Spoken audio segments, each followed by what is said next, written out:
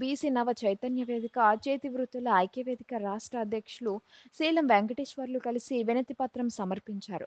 సుగాలి తాండా మహిళలకు జానపద మరియు డప్పు కళాకారులకు ఉపాధి కల్పించాలని ఆయన కోరారు. అలాగే బీసీ ఎస్సీ ఎస్టీ వర్గాల పేద ప్రజలకు ఇళ్ల స్థలాలు కేటాయించి ప్రభుత్వమే ఇళ్లను నిర్మించి ఇవ్వాలని డిమాండ్ చేశారు.